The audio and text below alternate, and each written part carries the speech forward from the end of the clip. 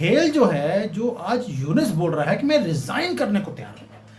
India's other neighbor, a storm that is brewing in Dhaka, is Bangladesh once again veering towards political chaos. आज की तारीख में ये बंदा कह रहा है, मैं मोहम्मद यूनुस की बात कर रहा हूं, ये बंदा कह रहा है कि यार मैं सोच रहा हूं मैं रिजाइन कर दूं यार, क्योंकि पॉलिटिकल पार्टीज तो मेरी भाई चुनाव खड़ा हो जा, call for elections, stand for elections, win, become the prime minister of Bangladesh and then do what you want to do. हमारे प्राइम मिनिस्टर जब गए थे, प्राइम मिनिस्टर मोदी, तो प्राइम मिनिस्टर मोदी के सामने ही बोला था डोनाल्ड ट्रंप ने कि मैं बांग्लादेश जो है वो मोदी के हवाले करता हूं। मतलब मोदी के हवाले करता हूं मतलब क्या? मतलब ये कि आइदर शेख हसीना वहां पे वापस जा सकती हैं, और ये बात मोहम्मद यूनुस को पता है। बांग्लादेश में होने वाला है, वहां पर सीएए का स्टूच बैठाया गया, भारत को तंग करने के लिए उसको बिठाया गया था। वहां पर जिहादियों को बाहर रिहा करना था, आग लगानी थी, वो सारे काम हो गए। अब मोहम्मद यूनुस की जो यूज करना था उन्होंने पूरा यूज किया, उसको चूस लिया एक तरह से। बांग्लादेश नीड्स पॉलिटिकल स्टेबिलिटी, ये इनका आर्मी चीफ कह रहा है, ये इनका आर्मी चीफ कह रहा है कि Bangladesh needs political stability, this is only possible through an elected government, not by an unelected decision makers. Sheikh Hasina वापस वहां इंस्टॉल हो सकती हैं, और एक और हो सकता है कि अगर शेख हसीना बहुत ज्यादा अनपॉपुलर हो गई तो कोई और आदमी बैठ जाए जो कि एक्चुअल में इन सारी चीजों को रोक ले, अटैक्स को रोक ले। तो आर्मी चीफ था, पहले दिन से लेकर अब तक भारत की ही भाषा वो बोलता हुआ दिखाई देता है। क्या वो जीतेगा या मोहम्मद यूनुस वो जीतेगा?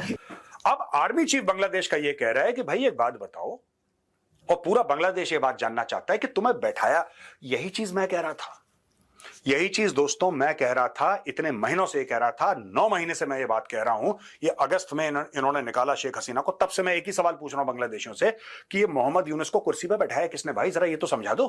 कल भी हमारे एक्सटर्नल अफेयर्स मिनिस्ट्री से पूछा गया कि क्या बांग्लादेश की सिचुएशन है और इंडिया क्या चाहता है, तो इंडिया ने बोला वहां पे एक डेमोक्रेटिक सेटअप हो और एक ऐसी रिजीम हो जो कि सारे लोगों के लिए पीसफुल हो। हम पीस चाहते हैं। इनकी फैक्शंस के अंदर लड़ाइयां हैं, मोहम्मद यूनुस को कोई भी लाइक नहीं करता, सड़कों पे लोग आए हुए हैं, वो कहते हैं कि यूनुस गो के नारे लग रहे हैं कि we do not want this dictator.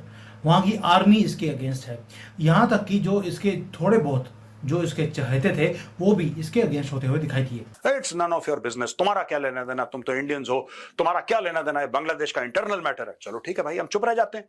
Bangladesh का इंटरनल मैटर, आज वही चीज जो मैं कह रहा हूं वो बांग्लादेश का आर्मी चीफ कह रहा है।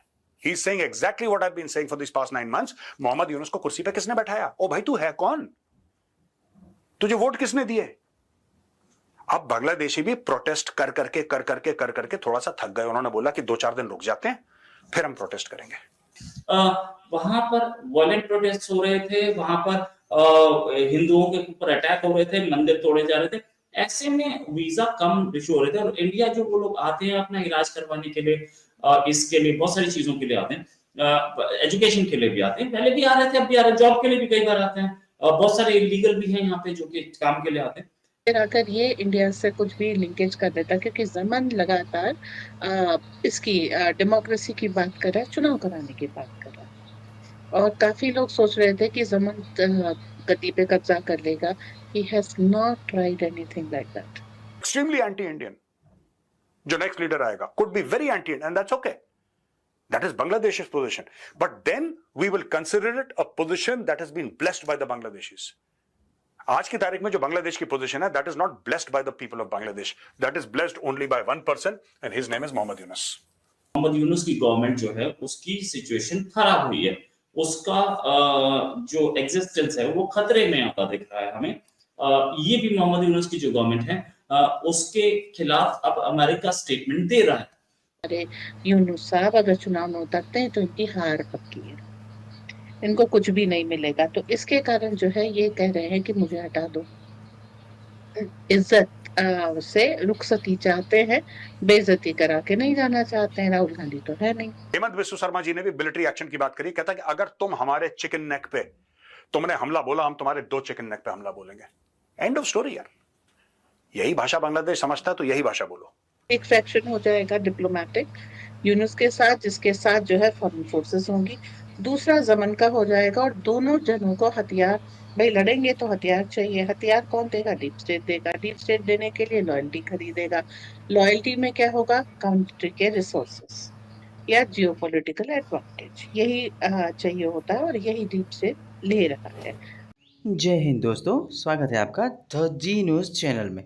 दोस्तों, आजकल मोहम्मद यूनुस बांग्लादेश से पीएम की सीट छोड़ने को तिल बिला रहे हैं और मोहम्मद यूनुस ने 2-4 बार बोला भी है कि मैं ये सीट छोड़ देता हूँ, क्योंकि उस पर बांग्लादेशी आर्मी का प्रेशर है। और बांग्लादेशी आर्मी के मेजर का कहना है कि 6 महीने के बाद इलेक्शन होने चाहिए, पर फिर भी तुम बैठे हो तो क्या कर रहे हो। और ये बांग्लादेशी आर्मी चीफ की स्टेटमेंट इंडिया के हक में ही आ रही है। तो अब ये लगता है कि यूनुस को बांग्लादेश की कुर्सी छोड़नी ही पड़ेगी, चाहे वो चाहे या ना चाहे। और डीप स्टेट भी कमज़ोर होता नज़र आ रहा है, जो कि उसको तोड़ने का इरादा